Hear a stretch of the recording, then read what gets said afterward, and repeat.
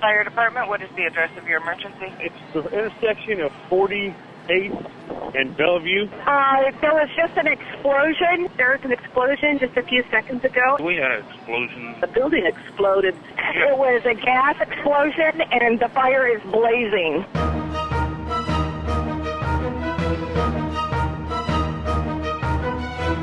You are not safe right here!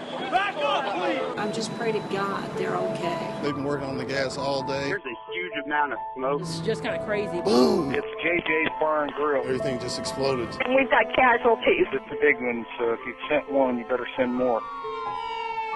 We thought a bomb had gone off. There was flames coming out of the street. My brother has put 27 years of his life running this business, has built it into one of the fine restaurants in Kansas City. At 6:04 p.m. on Tuesday, February 19th, JJ's restaurant on the Plaza exploded in a ball of fire. These images are seared into our minds.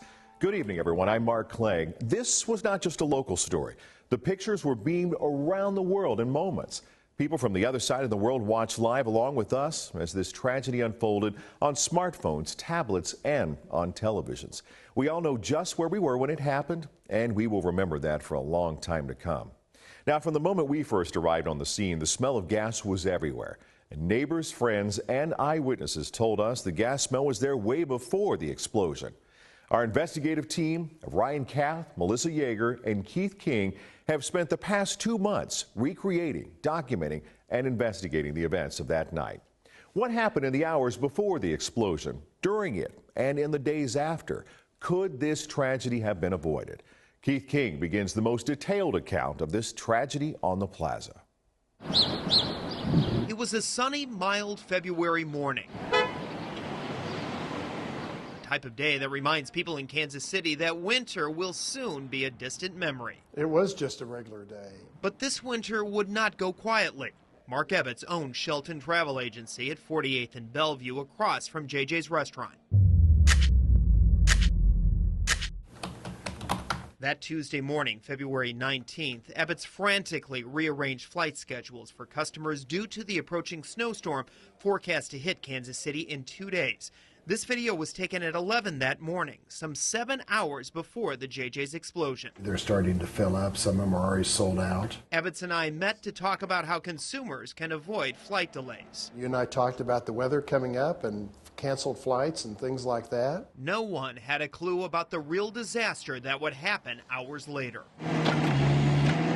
That morning, Heartland Midwest crews started installing fiber optic cable for Time Warner not far from Shelton Travel. They worked in between JJ's and the House of Elon, a med spa next door to the restaurant on 48th Street. House of Elon's Dr. John Verstraete recalls talking to the Heartland crew when he arrived at work that morning. I asked what they were doing, and they told me that they were laying fiber optic cable. And so jokingly I said, well, run some in my office while you're doing it. Throughout the day, Verstraete says he heard the crew working. Not unusual in this area with a large construction project going on next door. Outside, Heartland workers were using a drilling process called horizontal boring to lay the fiber optic cable. At some point, Heartland's boring head struck a gas line. We don't know the exact time, but we do know the Heartland crew reported it to 911 at 4:54 p.m. The intersection of 48 and Bellevue, we had gas on. With dangerous gas leaking into this area, witness after witness tell us they had no idea about the seriousness of the situation. That's even after speaking with Heartland crew members, firefighters, and workers with Missouri Gas Energy, or MGE. But it was earlier, around 1:30 in the afternoon, hours before Heartland crews called 911, that Verstraete says he remembers first noticing a strong gas smell. Right when I entered the lobby area, I was like, I smell gas. And Jay, who works out front, said, yeah, I smell it too. I'd say 45 minutes later, we were like, well, you know, maybe we shouldn't have these candles burning. So we went around and blew out candles. At one point, the smell became so strong, Verstraete says one of his employees walked outside and asked the Heartland crew about it. I saw a green sedan pull down, roll her window down, and tell the worker, that gas is really strong. You know, I can smell it way up the block. And he goes, I know, and just waved her on. And then that's when my employee Chuck then asked him about the gas, and he said, you know, just kind of go, we know, we're taking care of it, and kind of just waved him on as well. What was their behavior or demeanor like during that interaction? Well, he seemed nonchalant and you know, almost irritated that he was being bothered. At 4:58, Kansas City Fire Pumper 19 responds to the scene. Around this time, Kansas City Attorney Joe Whistler was also headed to JJ's to meet friends. Even before he got there, Whistler says he could smell gas blocks away. Whistler parked in a lot north of JJ's. He walked by the Heartland crew where he could smell and hear the gas leak. So I said, is there a gas leak? And the guy said, yes. I should have left then. But I went inside to meet my friends. At 5:04, 1 hour before the blast, firefighters arrive on the scene, as shown in this surveillance camera video provided exclusively to 41 Action News. Police reports obtained by 41 Action News show the captain of Pumper 19 first spoke with Heartland crew members before going inside the restaurant. There was a smell of gas, the captain later told investigators. We advised JJ's to put out all ignition sources. Whistler recalls sitting at the bar watching the firefighters come into the restaurant. And they didn't have their jackets zipped up. They didn't have their helmets on. They sort of walked around, and they advised the owners to turn off the ovens and grills. But you asked them, should we evacuate? Yes. And their response again was? Well, they said, no, we'll open the doors and air this out. What was their demeanor? They seemed to be self-assured and did not appear to be concerned. Was there any sense of urgency? No, none at all. It's 5:16, and MGE arrives on the scene. The fire captain speaks with the MGE worker. The captain later tells investigators, we asked if there was anything he needed us to do. He told us no, he had it under control, and said we can leave. As firefighters prepare to leave, Mark Ebbets finishes a busy day at work and heads across the street to JJ's. Ebbets passes the firefighters and even jokes with them. And it was a tongue-in-cheek comment about do you have some matches for my cigarettes? Again, tongue-in-cheek. Ebbets walks into JJ's and casually orders a glass of wine. Ebbets and a friend sit at the bar facing north. To their right, two more customers. Joe Whistler sat at the bar facing west along with two others. Several JJ's employees were also inside the restaurant preparing for that night's dinner crowd. That includes bartenders Lindsey Simmons and Clay Samuelson, servers Megan Kramer, Doug Dotson, and Andrew Letourneau, Chef Patrick Woodward and other kitchen staff Nathan Dorsey, Jose Perez, and Eloy Martinez, Matt Nichols, the manager, and Deidre Chase Estes, the hostess. Witnesses saw Deidre covering her face to mask the smell of gas. She's sensitive to the gas because she has like maybe a napkin, maybe some tissue. She's got something, she's holding it against her face, kind of like this. What made you decide, okay, it's time to go? The smell had intensified. Deidre had her sweater pulled up over her face because of the odors. And when I noticed an appreciable increase, I said, I'm out of here. At 5:31 and 5:32, a half hour before the blast, two more MGE crews get to the scene, including one with a backhoe that would be used to break the pavement and vent gas in the area of the break. Witnesses say an MGE worker came into JJ's with a device used to measure gas levels in the air. The worker walked through the bar area and into the restaurant. Ebbets says at this point, he hears the gas reader start to make a beeping sound. It's a loud noise. My friend and I said, that doesn't sound good. He walks casually up to Matt and Deidre, and in so many words said, we better just shut it down. Not shut it down emphatically, not with urgency in his voice, better shut it down. And again, he didn't come up to the patrons and tell us that, but we're all within, 10, 15 feet of each other so we can hear the conversation. Manager Matt Nichols would later tell investigators the MGE employee did not make it sound that it was urgent, only saying that you need to close down. At this point, Ebbett says he takes time to finish his drink, pays for it, then leaves JJ's minutes before the blast. Next door at the house of Ilan, a similar scene. Verstraete says an MGE worker came in with a gas reader to check air levels. That's when they said, well, your reading is 1.1, and we're supposed to tell people if it's above 1 to evacuate. So I was like, okay, so we should evacuate. And he's like, well, I guess. You asked, should we evacuate? Right. Was there any sense of urgency? No, there wasn't. Verstraete and his employees begin to close up. Time of the blast, 6:02. This surveillance video from across the street from JJ's captures the intensity of the explosion. You could feel the wave of energy go through your body. Chaos follows.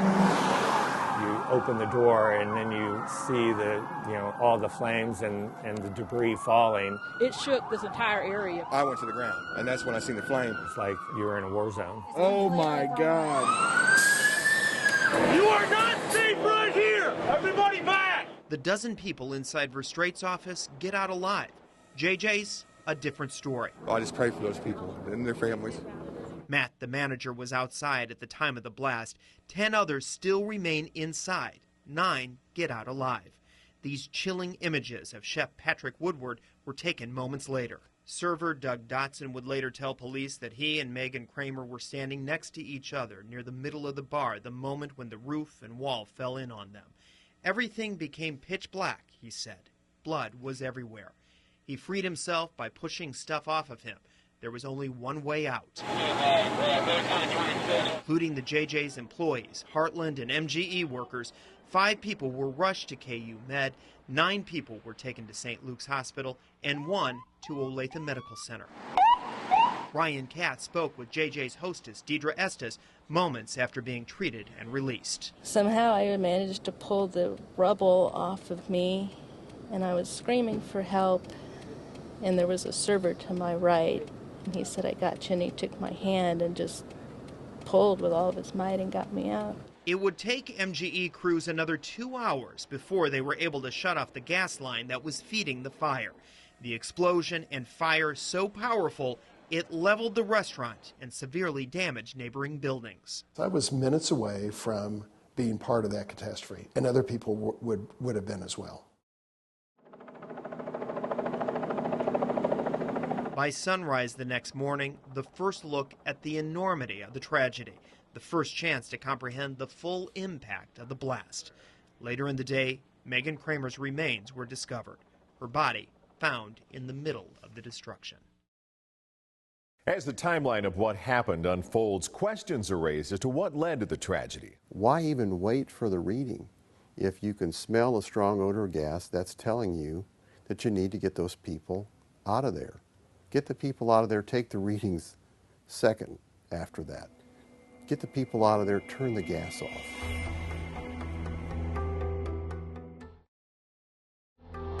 At first, I didn't know what to do. I thought, I just stood there, and I thought I'm going to burn to death because I saw the flames. Not even 24 hours after the explosion and fire, an explosion of questions followed. How did it happen? Why did it happen? And could it have been prevented? Everyone is demanding answers. So too is our Melissa Yeager. She picks up the story of the tragedy on the Plaza. The night before the Plaza explosion, meteorologists began changing their forecasts, warning people to expect a major blizzard heading toward Kansas City. It looks more likely sleet or snow. But for winter in Kansas City standards, February 19th was a relatively nice sunny day with a high of 33 degrees. And that morning, Dr. John Verstraete saw work begin outside his business, House of Ilan. It was about a little after 9, and there were workers already in the alleyway. 2 weeks before, on February 6th, Heartland Midwest called Missouri One Call, asking for utility lines to be marked so it would be safe to begin digging underground on February 9th. At that same time, the same Heartland employee also faxed a permit application to the city of Kansas City, Missouri. Dr. Verstraete remembers noticing the markings. They had marked up the sidewalks just a few days earlier with, paint lines. We don't know why work never began on February 9th, but we do know at 8:19 a.m. on the day of the explosion, the Heartland Midwest crew put a call into Missouri One Call to have the lines refreshed. Heartland Midwest attorney Brad Russell says that was a standard procedure. It wasn't an issue that we had any suspicion of any indication that the lines weren't accurate. It's probably a good practice to make sure the lines are refreshed on a regular basis. Missouri law requires 2 days' notice to have lines marked, and Heartland had told Missouri One Call they would begin work on February 22nd, the day after the snowstorm was scheduled to hit. According to Missouri law, however, as long as you can see those lines, you can legally begin work. This picture provided by Heartland Midwest is the last known picture taken of the work site the day of the explosion and shows the alley where they were working with utility markings. A lawsuit filed on March 22nd on behalf of several JJ's employees injured in the explosion alleges a miscommunication between the marking company USIC, Missouri One Call, and Heartland Midwest about those utility markings. Still, the morning of February 19th, the Heartland crew began work. The directional or horizontal drilling process Heartland Midwest was using to lay fiber optic cable works like this. The machine bores a hole in the ground, laying lines without the extra time or expense of digging a trench. Sometimes crews are working several hundred feet from where the borehead is drilling. However, the borehead contains a GPS device, and crews have a spotter tracking its progress to make sure they are drilling in the right spot. This picture shows the utility markings, and Heartland's attorney says the white line on this photograph indicates the progress of the fiber optic cable. Another picture shared with 41 Action News shows what investigators found when they dug up the area where the leak occurred. Attorney Grant Davis represents many of the JJ's workers injured in the explosion. The photographs themselves tell the entire story. The metal part, the kind of rust metal part coming through is the boring rod, and the yellow part is the gas pipeline. And you can clearly see it penetrates the gas pipeline and goes right through it. When utility companies mark lines, they mark where they are, not how deep they are. So boring companies did what you see in this picture, a pothole, where they can physically see the line and measure how deep the line runs. The Heartland crews spotted what they believed was a gas line and measured it at 24 inches deep. The picture shows a 37 marked in white, indicating their line was at 37 inches and should have missed the gas line by a foot. The white mark next to the number 37 would represent the fact that the borehead has passed beyond the located and disclosed gas line. Questions now surround what pipe did they spot? Was it really a nearby electric line? We don't know exactly when the line was struck. According to MGE, their first notification of that gas leak came at 4:54 when a Heartland employee called 911. Okay, so is it hissing and stuff like that? Yep. And how large is it? Don't know. I can't see it. It's under the road. Okay. All righty. And is it above or below the shutoff valve? Couldn't tell you. As I got closer, I could smell the gas, and as I got to it, I could actually hear the sound of gas, I assume, coming up. Whistler walked inside JJ's as firefighters arrived on the scene. A Kansas City Fire Department report shows the MGE employee told firefighters equipment needed to stop the leak was on the way from Raymore. MGE told firefighters they could leave the scene. MGE had it under control. Around the same time, Mark Ebbets walked out the door of his travel agency.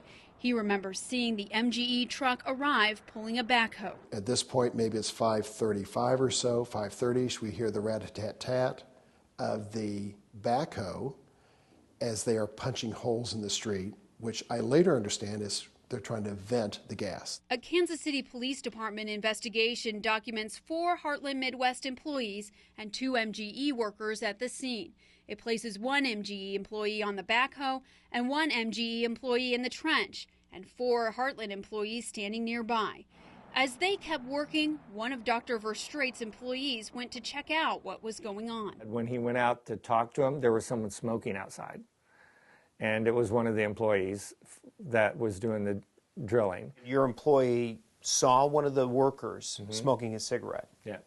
Yep, because he came back in, he goes, it must not be that big a deal because one of them's smoking out there. Back inside JJ's, Ebbets finished his drink and left the building, as did Whistler. More than an hour had passed since the original call, with gas still hissing from the pipe. By 6 o'clock, workers still did not have the gas turned off. During a press conference after the explosion, MGE CFO Rob Hack insisted MGE workers were using the quickest means possible to stop the leak, digging to vent the area. We actually got the pavement broken a little bit. That's when the explosion occurred. Hey, fire, this is Gas. Yes. Hey, we had an explosion, they're saying, down at JJ's restaurant on the Plaza. Immediately, you knew what it was. Okay, no, it's some type of gas explosion. Yeah, so we need ambulance and you guys. And okay. We can get. All right. That was 910, correct, sir? Yes, sir. All right, we're en route. According to the Kansas City Fire Department's investigation, flames rose 100 feet into the air. MGE moved to a new strategy to stop the leak. At that point, we moved to either end of the street, had to dig down to find a valve to turn off the valve from the east end of the street, and then dug on the west end of the street to turn the gas off that was coming from the west. Turning off this valve at the end of 48th Street near Roanoke and pinching off the line on the other side near JJ's took 2 hours. Attorney Lou Accurso has represented victims of natural gas explosions in the past. He questions MGE's strategy to try venting the area first. Why are the folks with MGE not rushing to the closest shutoff valve and cutting off the gas? But the race to turn off the gas isn't the only issue receiving scrutiny in the aftermath of the explosion. The next day, Heartland emails the city for a copy of their permit. Publicly, city leaders warn the media that it is possible the company has one, even though no one could locate it. City Manager Troy Schulte. They may have done everything right by the paperwork. We just need more time to investigate that issue. So I wanted to put that issue to bed. Just because there isn't a contract, a permit under Heartland Midwest does not mean it wasn't permitted work and something went wrong. Meanwhile, emails go around between city employees about whether the permit was approved. The city declares the company did not have a valid permit, and internal emails accuse the contractor of trying to get a permit after the fact. Heartland Midwest fired back, showing confirmation that they faxed their application to the city. Bottom line, the company had not received a permit. Attorney Brad Russell. The purpose of the permit is to provide the city notice of who's working on their property and who may be altering their property so that the city can ensure that any changes to their property are fixed to their satisfaction. Russell says once the city started waiving permit fees for fiber optic cable digs, a backlog began at City Hall, and construction companies began digging once they notified the city. 41 Action News started looking into the issue and indeed found several contractors who finished work in January who just had their permits approved in March. Permits are not a safety issue because the existence of a permit doesn't prevent an accident, and the absence of a permit, that absence of a permit doesn't cause an accident. But did this misstep help lead to an explosion? The city's response that day puts the Kansas City Fire Department under the microscope. Did they get some kind of reading from the gas company that made them feel okay with the situation? I don't have that information. I know that they reported that they had a conversation with MGE. To what extent that conversation was, I don't know. You don't know if anyone saw a reading that said, there's not enough gas in the air to make us concerned? No, I do not know that.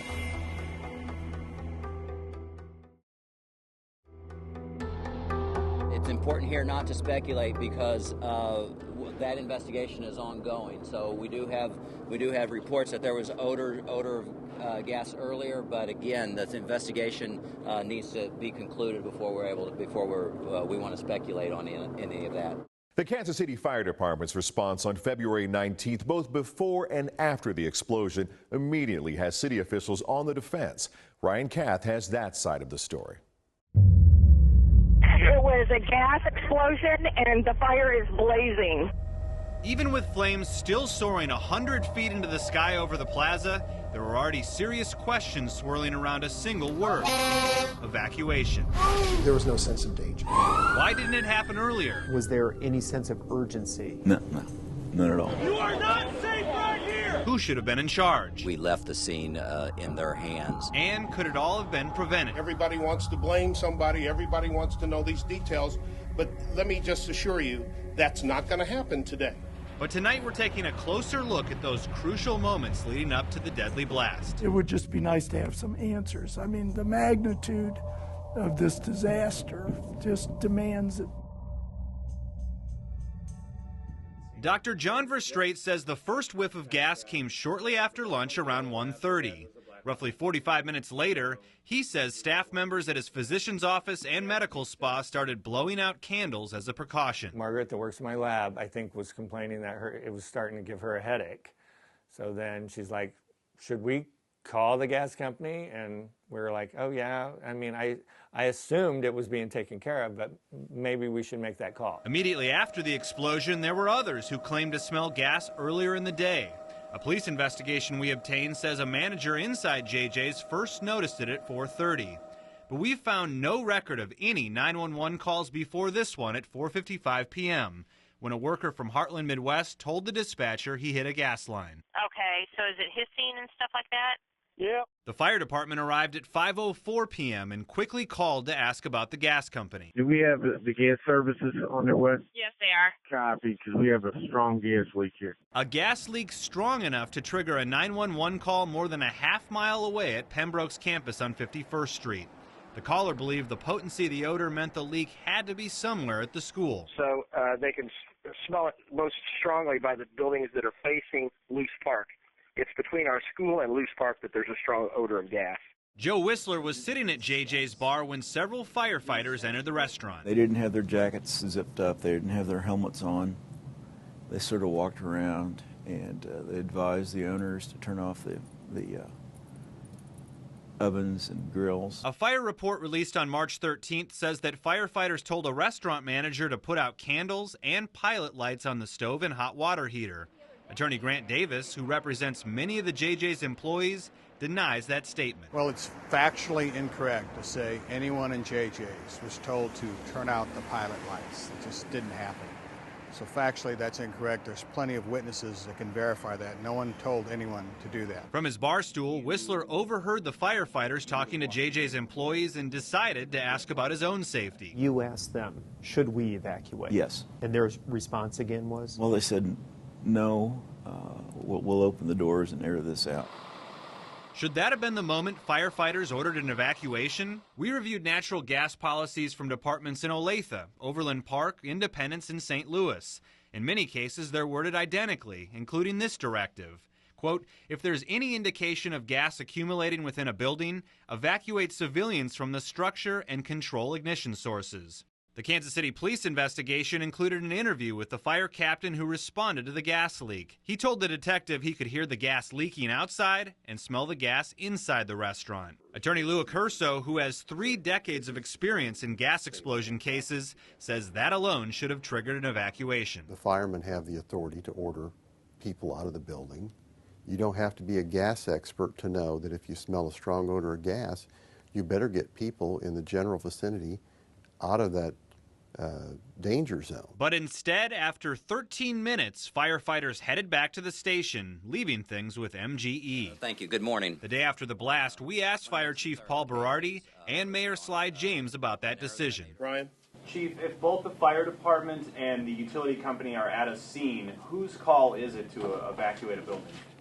Well, we rely on the expertise of the particular utility on the scene. No, it's not necessarily best practice to evacuate entire city blocks of people because there's a strong odor of gas, because a lot of times you can do more harm than good.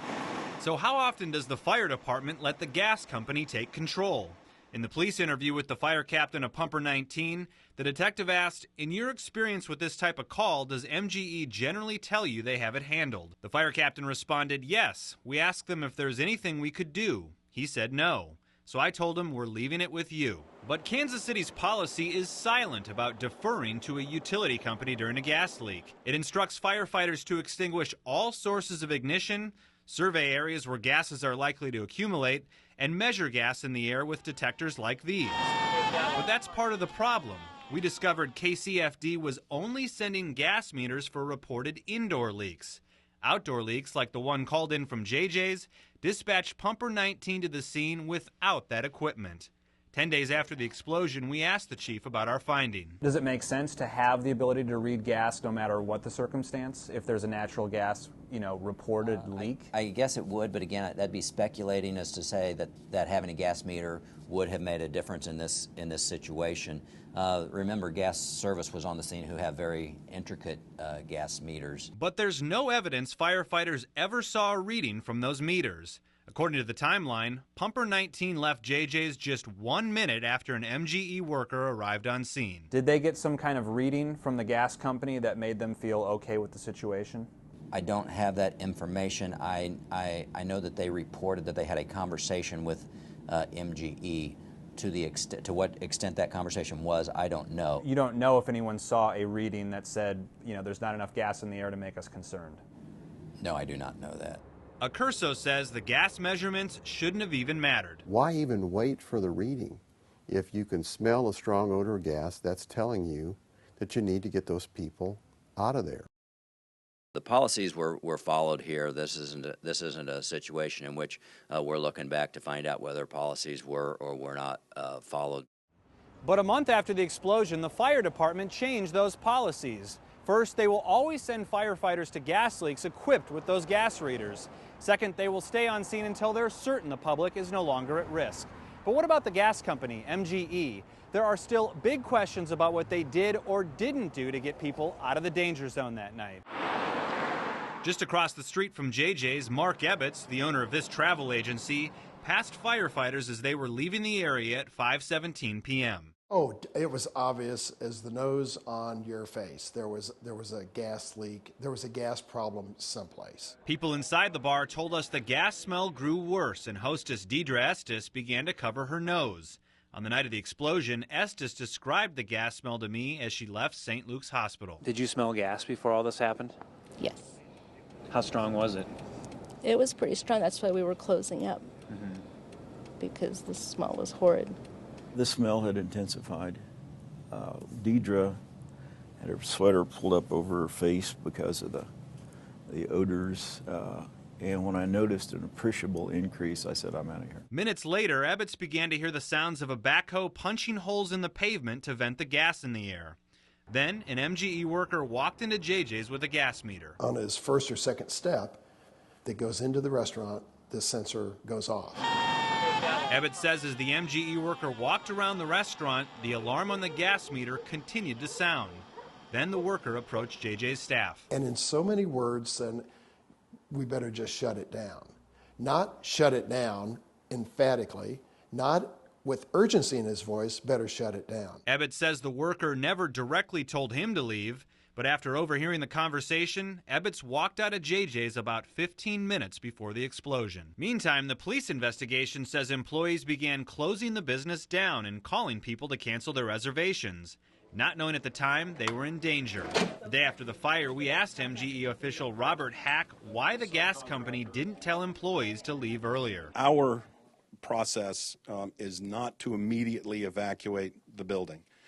We evacuate buildings when there is a gas and air reading of 1% or greater. However, that statement directly contradicts MGE's advice to the public on its own website, which simply states that if you smell gas, evacuate the area immediately. So why then, even after getting those readings, were there still 10 employees in the building when it exploded into a ball of fire? The instructions were they needed to get out of the restaurant. Attorney Grant Davis disagrees. They should have evacuated people, but they did not. In fact, they told people they could stay. They told people up and down that block, including the people in JJ's, that there was no danger, that everything was under control, and they didn't need to leave. Across the alleyway, Dr. Verstraete says an MGE worker also took readings inside his office. That's when they said, well, your reading is 1.1, and we're supposed to tell people if it's above 1 to evacuate. So I was like, okay, so we should evacuate. And he's like, well, I guess. And I was like, okay, that's all you got to say. I mean, it was, I would say only about 2 minutes transpired from him leaving to the explosion. Despite all the warning signs, folks in and around JJ's that night say they never heard 3 simple words from the people in charge. Get out now. In retrospect, being that close to a main 2-inch gas line with gas hissing out of the street, you know, they didn't do the right thing. Shouldn't have happened. Don't know why it wasn't evacuated. Don't know whose job it was. But it seems like they couldn't have done it much worse. As victims struggle to make sense of what happened, promises are made to prevent a similar tragedy. To come down here and see a hole in the ground and the flames is a pretty staggering experience.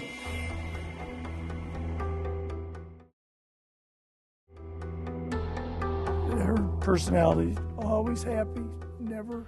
She'd come to work and she was on. She was having a good time. In the weeks following the tragedy come changes in how the city will respond to another report of a gas leak. Once again, here's Melissa Yeager.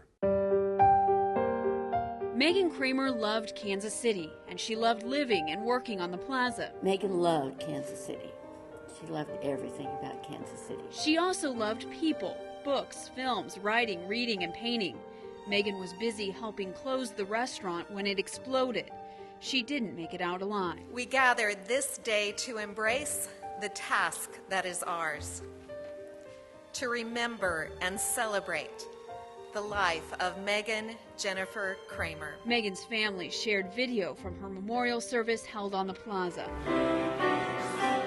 Her mother spoke briefly after the service. Some of the things she loved, the Plaza, the Nelson, the Uptown, the Downtown, the Art Walk, the Gallery District, Westport. We tried to talk her into moving back to Springfield, and she wasn't having any of it. She was a KC girl. Crystal Tanner was at her 8-year-old daughter's music recital the night of February 19th, waiting for her husband to show up, when she received an alarming phone call. I got a weird phone call that said Mike has been in an explosion and that he is really hurt. And it was just, you know, what do you do? Crystal's husband Mike works for Heartland Midwest and was doing work on the Plaza that day. Trying not to frighten her daughter, she waited for the program to finish. As soon as the music program was over, I grabbed her off the stage and we ran to the car. I had my mother-in-law, my 2 children hopped in the back seat, and I just started driving. Not knowing where to go, she drove to the scene where the explosion happened. I stopped my car in the middle of the intersection where they had it blocked off and ran up to the police officer and said, I think my husband's been involved in this explosion, and can you please help me find him? She eventually found Mike at St. Luke's Hospital. Mike's pants had been burned off, but Crystal was able to identify him by a bracelet he was wearing in support of her 15-year-old son's wrestling team. Photographer Bob Greenstein captured these images of firefighters helping Mike get to safety moments after the blast. Mike had severe burns to his hands, legs, and stomach, several broken bones. Doctors had to remove his spleen.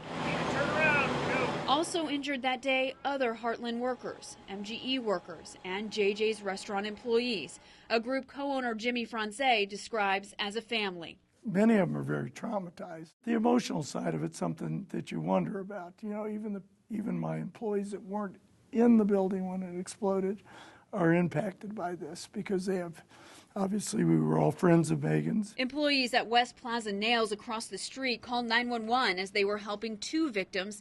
One you can hear faintly in the background. Please hurry. People there. We've got 2 people here so far. And they need an ambulance? Blew up. They need an ambulance. Okay. It just blew up. All right, let me get you over to the ambulance because they're with you, okay? I crawled out. At that time, we just out on mind because we look at JJ and we worry about people inside the JJ. Employee Doug Dodson was a server at JJ's. Doug told Kansas City police he and hostess Megan Kramer were standing next to each other at the bar near the middle of the restaurant when the roof and wall fell in. Everything became pitch black, but he managed to free himself and crawled out from the rubble. As he escaped, he told Kansas City police he could hear Megan crying out for help. Megan's body was recovered the next day. Everybody that met her liked her. I mean, she made a lot of regulars very quickly because she was that kind of a person, you know, just fun to be around, very, very professional at what she did. And we're going to miss her. Eloy Martinez was in the kitchen with Jose Perez, Chef Patrick Woodward, and Nate, a dishwasher. I didn't even know my dishwasher had been hurt in the explosion until I went to give him his paycheck. I went around to see everybody, and the side of his face had gotten a little singed, and he couldn't hear out of one ear. When it exploded, Eloy crawled to safety. He told 41 Action News no matter what he did, he couldn't get the smell of gas out of his hair, so eventually he shaved his head. He still has nightmares about that night. I asked Nate, who was the dishwasher, how did he and Eloy get out so easily? And they said, well, we started to run to the door, but there was no wall anymore. So we just ran through the vacant area and up the alleyway. Jose also made it out of the kitchen, as did Patrick, who suffered burns to his hands and torso. Photos captured a bloodied Patrick walking from the restaurant, his pants torn open, in a daze as to what just happened. Patrick survived thanks to his co-worker Clay Samuelson, who escaped, grabbed a man on the street named Paul, and together the two went back in and pulled Patrick to safety. Paul's phone call to 911. I was the first car that stopped, and I got out, and I helped the guy who had been inside. He said had been under the bar and had crawled out. He had a pretty severe head cut. My staff's heroes. They helped each other out to go back into that structure, which a couple people did to help Patrick, the gentleman that was in the kitchen and the one that got burned the worst. But they pulled him out or he'd still be there. Deidre Chase Estes was behind the bar. As she was leaving the hospital that night, she described the chaos. At first, I didn't know what to do. I thought, I just stood there, and I thought I'm going to burn to death because I saw the flames. Server Drew Letourneau helped pull Deidre out and saved her life. What you see on the news is nothing compared to what it was. You know, it was basically a bomb went off in there. Restaurant manager Matt Nichols was outside carrying a cooler to his car when JJ's exploded. Bartender Lindsay Simmons also survived the blast. Each employee helped somebody get out of that building. So yeah, they're all to be commended. I mean, it was, I don't know what it'd be like to be in that situation personally, but they handled themselves well and probably saved some lives in the process. Jimmy told 41 Action News he'd like to see some sort of resolution and questions answered. So what could have been done differently? Some wheels are already in motion. In the weeks after the explosion, the Kansas City Fire Department promised to make changes.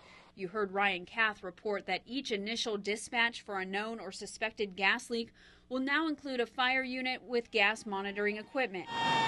We've already seen the device in action. It helped fire crews locate a minor gas leak March 14th on East 10th Street, and again on March 20th on West 29th Street, and in Brookside on March 27th. City officials also plan to do a complete review of their permit process. Changes, if any, would take effect in June. MGE has said little since the explosion, but the company promises a full investigation. ATF's investigation is also still open. A lawsuit filed March 22nd on behalf of 6 JJ's employees who survived the explosion alleges plaintiffs were not ordered to evacuate and were not told there was danger of fire or explosion. That lawsuit names 5 companies and a worker with MGE as defendants. MGE told 41 Action News they have no comment on the pending litigation. Attorney Lou Accurso. Unfortunately, when you see catastrophes like this, it's almost like a house of cards or dominoes.